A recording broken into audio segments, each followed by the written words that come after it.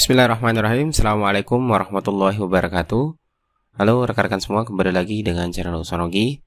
Baik Bapak Ibu, di kesempatan kali ini kami kembali akan berbagi informasi terkait dengan pendataan tenaga non-ASN di tahun 2022, yang mana sudah kita ketahui sebagai tindak lanjut dari ketentuan pemerintah yang melarang pengangkatan tenaga honorer atau sejenisnya, di mana pemerintah melalui Kemenpan RB dan juga BKN itu mulai melakukan pendataan pegawai non-ASN yang bekerja di lingkup instansi pemerintah. Oleh karena itu Bapak Ibu, kesini kita kembali menjelaskan terkait dengan alur penyelesaian untuk tenaga non-ASN tersebut. Oleh karena itu silakan simak video sampai selesai untuk mendapatkan penjelasan dan informasi selengkapnya. Namun seperti biasa kami ingatkan kembali bagi rekan-rekan yang baru pertama kali menemukan channel ini, jangan lupa untuk tekan tombol subscribe-nya dan aktifkan lonceng notifikasinya agar kami mengupdate informasi-informasi terbaru seputar pendataan non-ASN dan juga CSN di tahun 2022. Bapak Ibu yang pertama kali mendapatkan notifikasinya. Oke, terima kasih. Langsung saja kita mendengarkan penjelasan langsung dari Kemenpan RB Bapak Ibu. Izinkan saya sekali lagi menyampaikan agenda transformasi yang sudah, sedang, dan akan kita lakukan dalam rangka mensukseskan visi misi Presiden menuju Indonesia maju, dan salah satu prioritasnya adalah reformasi birokrasi menuju birokrasi yang profesional dan berkelas dunia. Jadi ini cita-cita, dan mudah-mudahan kita serius bersama-sama mencoba mewujudkannya. Karena itu harapan dari saya dan kami dari Kementerian PAN dan RB pada pagi hari ini kok nggak jalan slide-nya? Oke. Ada 3 saja. Pertama, persepsi terhadap penyelesaian tenaga non-ASN ini, ya, kita samakan lagi persepsinya karena agak nggak bulat nih, ya, melihat bagaimana kewajiban kita untuk menyelesaikan ini dengan baik dan bijak. Di masing-masing instansi pemerintah untuk mempercepat proses mapping, memvalidasi datanya, dan menyiapkan roadmap penyelesaian, ya. Jadi masing-masing harus punya roadmap penyelesaian, model alur penyelesaiannya secara umum nanti kami bisa sampaikan apa yang bisa kita lakukan bersama-sama. Dan ketiga, membangun komunikasi yang positif, ya. Jadi mengurangi noise, mengurangi sedapat mungkin komunikasi yang tensinya negatif, karena ini sensitif sekali. Tenaga honorer atau tenaga non-ASN di lingkungan pemerintah ini banyak sekali dimanfaatkan oleh oknum-oknum tertentu. Ya, mohon maaf kalau saya katakan demikian, karena kami mendapat informasi yang cukup memprihatinkan bahwa banyak tenaga honorer yang kemudian quote and quote diperjualbelikan begitu, ya, datanya dan keberadaan mereka. Nah, kita mulai dari melihat ASN, ya. Jadi kalau kita bicara non ASN, kita mulai dari melihat ASN-nya terlebih dahulu. Ada 4,2 juta per Maret, ya, per Q1 2022 ASN kita. 42%-nya itu adalah kawan-kawan yang mengisi jabatan pelaksana, ya. By definition, pelaksana adalah pekerjaan-pekerjaan yang sederhana, yang repetitif, yang tentunya rentan sekali terkena disrupsi kalau pemerintah, ya, tengah giat-giatnya menggelindingkan SPBE, digitalisasi, dan lain-lain. Jadi kita perlu menyikapi ini dengan baik. Masyarakat butuh pelayanan yang lebih cepat, lebih mudah, lebih murah, lebih fleksibel.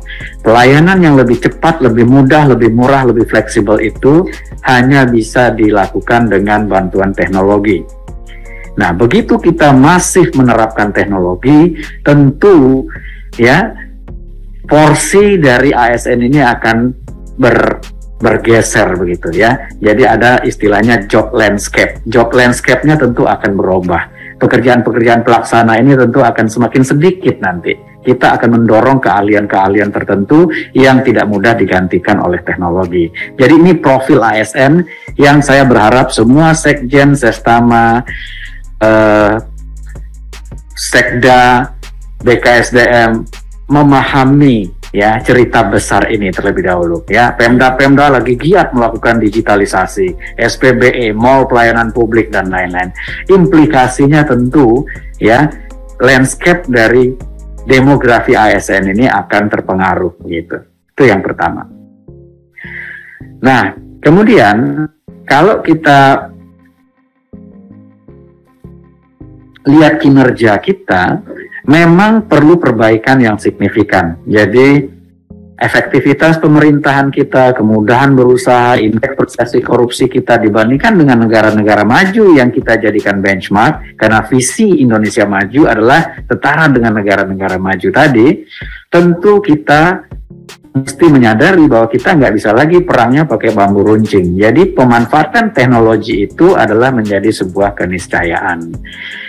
Nah, pada saat yang sama, kita masih dihantui oleh kasus-kasus yang merusak reputasi ASN, ya, jual beli jabatan. Ini masih marak terjadi. 2 minggu lalu kita kaget-kaget, ya, Bupati masih melakukan terima suap, ya, untuk jual beli jabatan. Minggu ini kita kaget-kaget lagi, Rektor terima suap penerimaan mahasiswa baru. Jadi saya berharap teman-teman memahami konteks ini. Kita mau menuju negara maju, kita mau memperbaiki kinerja, tetapi di sekitar kita ini masih terjadi praktek-praktek yang seperti ini. Dan bahkan Pak Harmen dan kawan-kawan menemukan tahun lalu kecurangan-kecurangan dalam seleksi CASN. Jadi kalau mau seleksinya aja sudah curang, apa yang kita harapkan dari ASN yang baru itu, ya? Bayangkan ya, kalau kita istilahnya teman-teman di IT garbage in, garbage out gitu ya. Ya ini kalau curang in, ya udah pasti curang outnya tuh, ya. Mau masuk aja udah curang. Gimana kalau udah jadi ASN? Jadi mohon bisa dipahami teman-teman semuanya, kita ini punya tanggung jawab kepada 270 juta rakyat Indonesia. Bukan hanya bertanggung jawab kepada 4,2 juta ASN plus ya sekian ratus ribu non ASN. Tolong diingat itu. Kita bertanggung jawabnya bukan hanya kepada ratusan ribu orang, kita bertanggung jawab kepada 4,2 juta rakyat, 270 juta rakyat Indonesia. Nah, itulah sebabnya mengapa transformasi birokrasi ini dilakukan secara holistik, secara menyeluruh. Organisasinya ditransform, dibuat lebih lincah, layer-layernya dikurangi. Sistem kerjanya, mekanismenya dibuat lebih lincah menggunakan teknologi. Ya, jadi digitalisasi pelayanan publik lagi digencar-gencarkan, digitalisasi proses bisnis pemerintah digencarkan. Dan yang ketiga tentu saja transformasi SDM-nya sendiri. Jadi kita ini punya agenda besar, salah satunya adalah yang paling penting ya, bukan karena saya Deputi SDM Aparatur, saya menyatakan yang paling penting adalah SDM-nya, tetapi apapun yang kita lakukan, at the end, the main ya, behind those activity lah yang akan menentukan sukses atau tidaknya agenda-agenda transformasi itu. Jadi manusia menjadi yang paling penting, bukan komputer ya, bukan anggaran, bukan gedung, bukan apa. Nah, karena itu pada saat kita sedang melakukan transformasi yang holistik tadi, kita juga menyadari ada PR yang sudah lama yang belum selesai-selesai. 2005 ya, sudah dilakukan pendataan dan sejak itu pejabat pembina kepegawaian sudah dilarang mengangkat tenaga honorer. Kalau kita ingat awal 2006 waktu itu diangkat tenaga honorer tanpa tes lebih dari 800.000 orang dari 900-an ribu yang terdata. Jadi ini langkah yang sudah dilakukan oleh pemerintah untuk menyelesaikan tenaga non-ASN atau tenaga honorer ini sejak 2006. Dan masih ada sisa ya kawan-kawan yang tercecer waktu itu, kemudian didata ulang ya. Begitu didata ulang 6 tahun kemudian datanya membengkak menjadi 600-an ribu lagi, jadi 11 kali lipat meningkatnya. Dan ini oleh kawan-kawan Panselnas ya, BKN, Pan-RB, Kemdikbud dan lain-lain, itu diberikan kesempatan untuk kawan-kawan ini mengikuti seleksi dari tahun ke tahun. Itu dilakukan. Sudah lebih dari 1 juta tenaga honorer itu kemudian diangkat menjadi PNS ataupun P3K sejak tahun itu. Nah, merefresh kembali, Undang-Undang ASN nomor 5 2014 sudah menyebutkan bahwa ASN itu hanya terdiri dari PNS dan P3K. PNS kita tahu ya, pegawai yang relatif tetap, punya harapan untuk mendapatkan pensiun. Sebelah kiri dan kanan saya ini PNS ya. Kemudian ada P3K.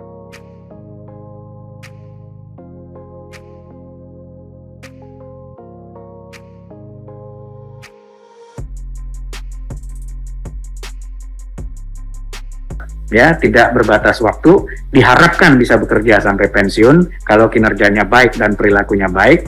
Tapi ada pegawai pemerintah yang diharapkan bekerja sesuai kebutuhannya, ya. Dan itu saya sendiri contoh dari P3K. Jadi ini sudah diatur di undang-undang. Dan karena itu turunannya, ya, PP 49 2018 sudah mengatur ya PPK itu seperti apa. Dan di situ juga diberikan kesempatan kepada instansi pemerintah paling lama 5 tahun ya sampai dengan tahun 2023 untuk menyelesaikan apa yang disebut non ASN. Jadi nggak boleh lagi ada non ASN di instansi pemerintah. Yang ada adalah PNS, yang ada adalah PPK, dan tidak ada lagi istilah lain selain itu. Ya, itu udah jelas. Nah, sampai dengan 2021, data yang kami dapatkan, ya ini teman-teman BKN bisa mengkonfirmasi nanti, sisa dari tenaga honorer yang tercatat itu sebetulnya tinggal 410.000. Jadi yang tercatat di BKN itu sebetulnya sisa 410.000. Ini bukan jumlah yang kecil. 410.000 itu banyak. Tetapi kami menyadari bahwa di samping yang tercatat ini, jangan-jangan masih ada lagi di luar itu, ya. Ya bagaimanapun juga, ini kan kita mesti data. Bukan berarti semuanya akan kita angkat, bukan. Tetapi kita mesti data. Dan dengan adanya data yang jelas, kita berharap instansi pemerintah membuat blueprint penyelesaiannya sampai dengan akhir 2023. Jadi jangan sampai kita hanya menyelesaikan yang ini, loh ternyata di luar ini masih ada begitu. Nah, kalau masih ada, tolong disiapkan datanya nanti disampaikan kepada BKN melalui sistem yang sedang disiapkan. Ini mesti pakai voice comment ya. Oke, ya. Nah, next. Nah, iya, saya baru belajar voice comment. Jadi tahun 2022 ini ya, kami mengirimkan surat dari PAN-RB ke seluruh instansi pemerintah untuk mengingatkan ya, reminder nih terkait dengan PP 49. Kalau nggak salah 31 Mei ya itu disampaikan ya. Tetapi rupanya surat dari Menpan-RB yang niatnya mengingatkan ini heboh, seolah-olah Menpan-RB bikin aturan yang tidak sensitif dengan apa yang ada di lapangan. Ini kan lucu. Kita sudah diatur oleh PP yang harusnya semua orang tunduk kepada peraturan pemerintah itu, dan sudah setengah jalan nih, ya udah babak pertama selesai, ya 2 tahunan, lalu PAN-RB mengingatkan, Pak Menteri waktu itu kirim surat, jangan lupa loh ada deadline 2023, ini sudah harus selesai. Heboh lah kita. Apexi heboh, Apkasi heboh, ya semua kita heboh. Seolah-olah Menpan-RB membuat aturan yang mempersulit Pemda, instansi pemerintah di lapangan dalam bekerja. Sekali lagi teman-teman, saya sampaikan, saya ingatkan, ini adalah reminder, pengingat, ada PP yang akan jatuh tempo di 2023. Lalu kita lakukanlah dialog-dialog ya, waktu itu langsung dipimpin oleh Pak Mahfud selaku Menko Polhukam yang juga PLT ad interim Menpan-RB pada waktu itu. Nah, disampaikan bahwa ini memang tidak mudah, tetapi harus kita selesaikan karena ini mandat dari undang-undang yang diturunkan melalui PP 49. Ya, jadi ini memang tidak mudah, tapi harus kita selesaikan. Karena itu, next, Panjangan nih nextnya. Ya. Jadi kami 22 Juli menyampaikan surat kepada teman-teman agar data non-ASN ini dirapihkan di semua instansi pemerintah. Gunanya apa? Agar teman-teman di instansi pemerintah mudah menyelesaikannya. Nah kalau datanya nggak rapi, bagaimana mau diselesaikan kalau datanya aja nggak rapi? Itulah sebabnya kita minta didata, ya. Nah, tetapi mendata ini jangan pakai iming-iming, dijanjikan mau diangkat, mau di ini tadi yang disampaikan oleh Pak Aba. Kita mau tahu seberapa berat ini persoalan yang mesti kita selesaikan dan bagaimana proses penyelesaiannya. Apalagi jangan ditambah-tambahin. Ini mohon maaf, saya mendapat informasi dari lapangan ada yang menjual, bayar agar datanya masuk ke dalam pendataan ini. Saya mohon kepada Bapak Sekjen selaku PYB, ya, Sekda, Pestama, Provinsi, Kabupaten, Kota, tindak tegas kalau ada ASN yang memperjualbelikan daftar nama tenaga honorer ini.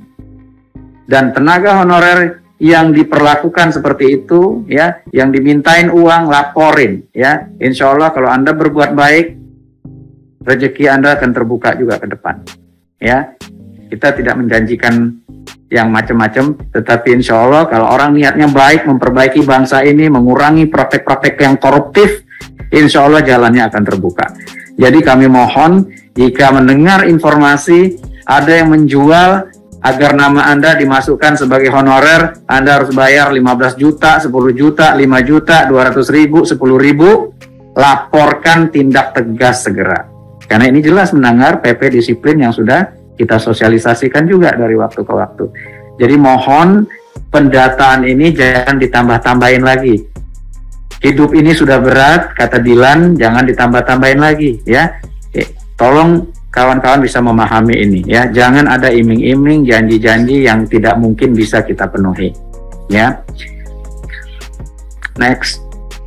Karena itu kami menyadari proses penyelesaian tenaga honorer ini tidak mudah. Ini persoalan yang kompleks. Karena itu solusinya mungkin tidak tunggal. Nggak bisa kita one size fits all solusinya. Solusinya diangkat semua. Solusinya diafirmasi semua. Nggak bisa begitu, ya. Karena ini persoalannya kompleks. Kebutuhannya beda-beda. Karena itu harus kita seimbangkan antara efektivitas organisasi dan ketersediaan anggaran fiskalnya kita dengan kebutuhan versus keinginan. Kalau keinginan kita sih semua orang diangkat, keinginan kita. Tapi tentu kita harus bicara kebutuhan, ya. Kebutuhannya apa? Karena kita juga mesti sadar keberadaan kawan-kawan non-ASN ini motifnya tidak sama. Karena itu solusinya tidak boleh sama, ya. Motifnya tidak sama. Ada yang motifnya memang dibutuhkan oleh organisasi. Kita carikan caranya bagaimana menyelesaikan kebutuhan itu. Ada yang motifnya, mohon maaf, agak KKN-KKN-an dikit. Ya, ada kerabat kita nganggur di rumah, ada adik kita nganggur di rumah, ada ponakan kita nganggur di rumah, kita bawa honorer dulu ke kantor, nanti kita carikan formasinya dan segala macam. Ini ada dan banyak. Dan motif ketiga adalah janji-janji politik. Ya, kalau saya terpilih, maka saya akan angkat sekian ASN, diawali dengan honorer dulu dan lain-lain. Ini ada dan banyak juga. Jadi kawan-kawan mesti memahami semua bahwa dengan motif yang berbeda ini solusinya tidak boleh sama. Kalau yang butuh, ayo kita selesaikan kebutuhannya. Kita carikan anggarannya sepanjang itu masih pantas, porsi dari anggaran Bapak Ibu semuanya, silahkan dicarikan, kami akan perjuangkan. Tetapi yang dua terakhir tadi, tolong juga diselesaikan dengan cara-cara tadi. Karena masuknya karena kerabat, coba keluarkan juga dengan cara kekerabatan. Ya, kalau misalnya adik saya dulu saya angkat jadi honorer, ya, kemudian sekarang saya berkewajiban untuk memberhentikan adik saya. Sorry dek, ya, udah nggak ada lagi nih. Ya, karena pekerjaanmu tidak dibutuhkan dulu karena saya membutuhkan kamu sebagai adik. Nah, tolong diselesaikan secara kekerabatan. Kalau ada pejabat yang berjanji-janji politik, tolong pejabatnya selesaikan juga. Kalau pejabatnya udah diganti, ya pejabat yang baru tolong diselesaikan begitu. Jadi ini kita harus punya tanggung jawab untuk menyelesaikan itu. Kita tidak lagi mencari siapa yang salah dulunya, karena kalau kita bicara siapa yang salah dulunya, ini dosanya berjamaah. Lebih baik kita bicara bagaimana menyelesaikan ke depan. Selesaikan satu-satu sesuai dengan kebutuhannya dan seimbangkan antara keinginan dan kebutuhan dengan efektivitas dan anggaran. Kalau keinginan kita semua orang kerja, ya, keinginan kita. Tapi kebutuhan dan anggarannya bagaimana? Nah, karena itu kami sudah menyiapkan gambar besar alur penyelesaian. Pertama pemetaan dulu. Sampai sekarang ini belum rapih pemetaannya. Inilah nanti akan dibantu oleh Pak Armen menyiapkan tempat agar kita betul-betul bisa memetakan ini dengan baik. Setelah petanya utuh, kita akan buatkan kebijakan satu persatu, ya. Kemudian kita akan selesaikan satu persatu. Karena ini nggak bisa, sekali lagi, satu solusi tunggal yang bisa menyelesaikan semuanya. Contoh, setelah kita petakan misalnya ada tenaga guru. Kami nanti akan ngobrol dengan Kemdikbud-Ristek. Dan ini sudah dilakukan. Kita udah bicara dengan Kemdikbud. Kemdikbud ada kebutuhannya nggak? Ada. Ini ada orangnya. Ayo kita selesaikan. Jadi Permenpan nomor 20/2022 siapkan sedemikian rupa yang insya Allah kalau kita semua komit, insya Allah tenaga guru selesai, ya, yang honorer lebih dari 3 tahun, apalagi yang pernah ikut tes, yang sudah lulus passing grade, itu melalui Permenpan 20/2022 akan dapat prioritas di formasi di tempat mereka sekarang. 2, tenaga kesehatan. Kami sudah diskusi dengan Kemenkes, kita memang butuh, tenaga kesehatannya ada, tapi datanya masih berantakan, tolong dirapikan segera, karena kami akan siapkan Permenpannya untuk memberikan kesempatan kepada non-ASN tenaga kesehatan yang memang dibutuhkan untuk disediakan anggarannya. Satu persatu demikian, ya. Tenaga administrasi, kita lihat lagi tadi, sudah 42% pelaksana. Apakah masih wajar kalau kita merekrut tenaga administrasi dalam jumlah yang besar? Ya, kalau tidak, tentu mesti kita selesaikan. Silakan nanti alur yang kami siapkan dijadikan rujukan oleh instansi pemerintah penyelesaiannya. Jadi satu persatu kita akan mapping, satu persatu akan kita selesaikan, solusinya tidak sama. Ya, kawan-kawan, solusinya tidak sama karena ada kebutuhan, ada anggaran sebagai limitasinya, ada keinginan, ada supply yang sebagai pertimbangan kita. Nah, jadi terkait dengan guru, ini banyak sekali komplain dari daerah, jangan khawatir, karena guru, jumlah formasi yang dihitung oleh Kemdikbud masih lebih besar daripada yang pernah diusulkan oleh Pemda. Karena itu kami optimis sekali, guru yang memang sudah mengajar lebih dari 3 tahun, insya Allah ada kok anggarannya. Jadi nggak usah khawatir Pemda. Dan itu sudah dituangkan di dalam Permenpan 20/2022, proses penyelesaian tenaga guru ini. Tapi tentu harus ada proses seleksinya, karena seleksi itu kan amanat dari undang-undang. Nah, seleksinya bagaimana? Kami akan mencoba membuat sesimpel mungkin, ya, untuk mengafirmasi itu. Nah, kalau ada yang tidak bisa diangkat karena misalnya ada checklist validasi yang tidak memenuhi, ya, tentu harus diberhentikan. Dan kalau harus diberhentikan, apa solusinya? Kita nggak boleh cuma bilang begitu berhentikan. Ditanya, mau jadi apa? Mau entrepreneur, wirausaha, kita carikan pelatihan-pelatihannya. Kita akan kerjasama dengan bank, dengan BUMN, dengan apa, dan lain-lain. Mau kerja lagi, bisa nggak diupayakan kartu prakerjanya? Bisa nggak dapat training-training yang dibutuhkan? Misalnya basic digital atau apa, sehingga mereka punya kesempatan untuk bekerja di tempat lain. Atau BUMN, BUMD, swasta yang punya proyek dengan pemerintah, bisa nggak di outplacement kan, diprioritaskan mereka untuk direkrut kalau membutuhkan rekrutmen karyawan baru. Jadi kita harus bekerja sama-sama untuk menyelesaikan ini.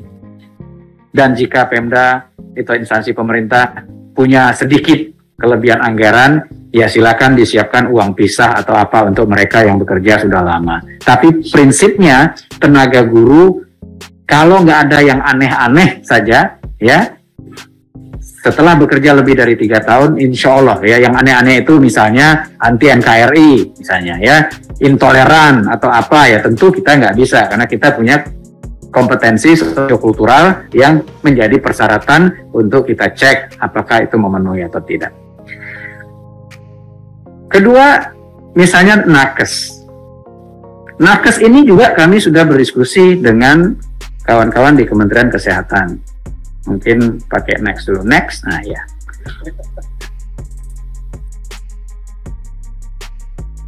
Ini insya Allah juga, kita lagi pandemi, kita butuh nakes, ya.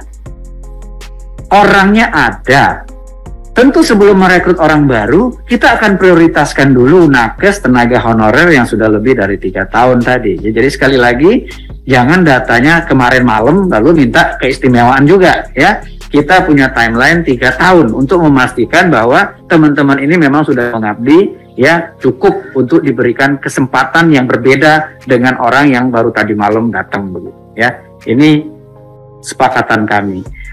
Nah, sampai hari ini validasi, verifikasi datanya masih dilakukan dan mudah-mudahan prosesnya mirip dengan guru tadi. Ya, jika tidak ada yang aneh-aneh, insya Allah nakes akan kita upayakan ada anggarannya, ya, karena memang dibutuhkan. Tetapi jika ada yang aneh-aneh tadi tidak terangkut, maka flow-nya sama. Bisa nggak diberikan pelatihan untuk jadi wirausaha, bisa nggak diberikan pelatihan untuk cari kerja di tempat lain, bisa nggak di outplacement-kan ke BUMN, BUMD, ya, dan jika ada uang pisah bisa nggak disiapkan, ya, untuk yang lebih dari 3 tahun tadi. Satu persatu demikian teman-teman, kita mesti selesaikan satu persatu. Dan next, tenaga fungsional tolong sangat-sangat selektif. Karena kami percaya semua instansi pemerintah saat ini sedang berlomba-lomba going digital, digitalisasi SPBE. Tolong jangan sembarangan mudah mengangkat, tapi habis itu kita kemudian ada pengangguran-pengangguran terselubung di dalam instansi pemerintah karena pekerjaannya sebetulnya nggak cukup, ya. Orang yang ada aja udah berlebih gitu. Tolong hati-hati sekali. Tapi tidak menutup kemungkinan untuk diangkat, tetapi sangat selektif.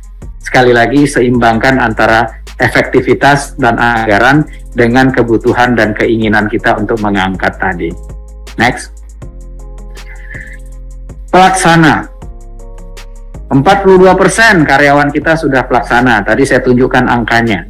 Ya, tolong hati-hati, selektif sekali kalau nanti kawan-kawan mengusulkan formasinya, karena kami tahu, ya, banyak sekali ASN yang belum bekerja sebagaimana mestinya, produktivitasnya masih sangat rendah.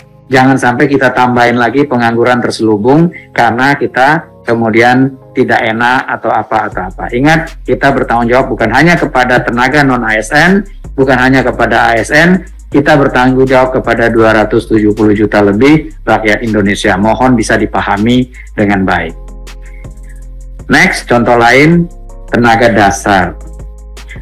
Kita tentu perlu juga menyadari bahwa tidak semua jabatan itu haruslah aparatur negara. Ya, tentu ada pekerjaan-pekerjaan yang juga menjadi domainnya swasta, domainnya koperasi, domainnya BUMN, domainnya BUMD. Nggak perlu semuanya itu menjadi aparatur negara.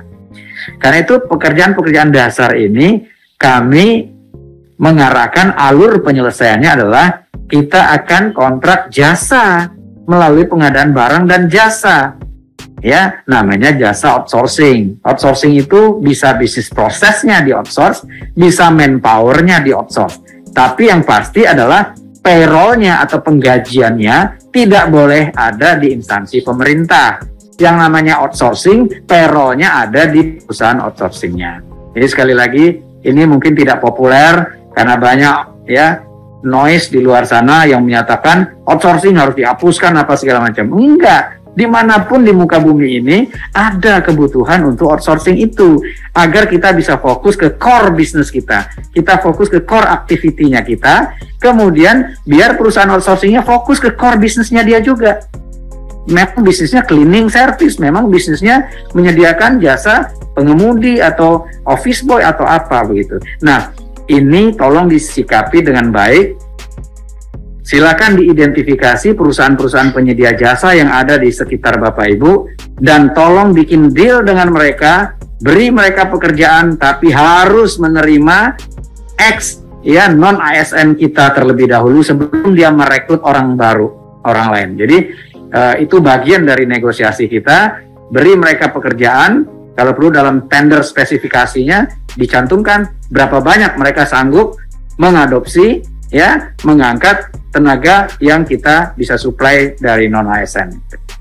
Saya kira itu gambaran ya. Ini masih akan kita kembangkan terus dan ini tentu butuh kreativitas juga kawan-kawan di daerah. Kalau ada ide-ide yang lebih brilian, silakan di-exercise sama-sama. Kalau idenya bagus sampaikan ke kami akan sampaikan lagi ke Pemda yang lain.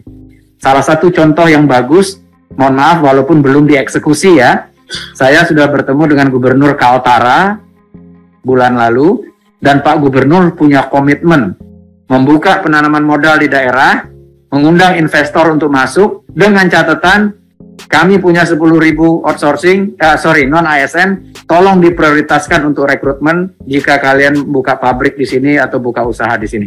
Menurut kami ini ide yang brilian. Mudah-mudahan Pemda yang lain juga bisa mengikuti ya. Nego dengan investor yang mau berinvestasi ya, tolong terima ini kawan-kawan kami, saudara-saudara kami selama ini bekerja sebagai non ASN, prioritaskan untuk bekerja di instansi atau di perusahaan Bapak Ibu yang mau investasi di daerah kami. Nah, ini contoh yang baik dan inilah yang mestinya kita lakukan sama-sama karena tidak mungkin, tidak perlu semua jabatan harus aparatur negara. Saya kira itu gambaran besar dari strategi transformasinya. Mudah-mudahan persepsi kita sama terkait non-ASN ini, berhenti menyalah-nyalahkan, karena menyalah-nyalahkan semuanya salah. Sudah dilarang mengangkat, masih diangkat, dan masih mau diangkat. Ya, Anda juga salah. Ini kayak bus ya, ada S dicoret, dilarang berhenti, busnya berhenti, penumpangnya naik. Ya, sopir busnya salah, penumpang yang naik juga salah gitu ya. Jadi non-ASN juga salah. Kenapa mau? Udah jelas-jelas dilarang oleh PP. Jadi berhenti menyalah-nyalahkan, ayo kita fokus ke solusinya, dan karena ini memang persoalannya kompleks, motif keberadaannya juga nggak sama, solusinya tidak bisa tunggal. Solusinya memang harus satu persatu sesuai dengan kebutuhannya. Mudah-mudahan ini bisa menyemangati kita untuk terus mendata, memapping, dan menyiapkan rencana penyelesaiannya sama-sama.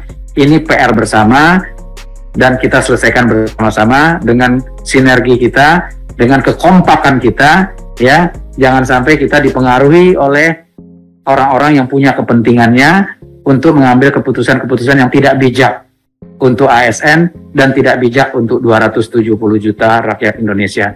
Saya kira itu. Terima kasih atas waktunya. Terima kasih sekali lagi Pak Armen dan teman-teman yang sudah membantu. Billahi taufik wa hidayah. Wassalamualaikum warahmatullahi wabarakatuh. Waalaikumsalam warahmatullahi wabarakatuh. Terima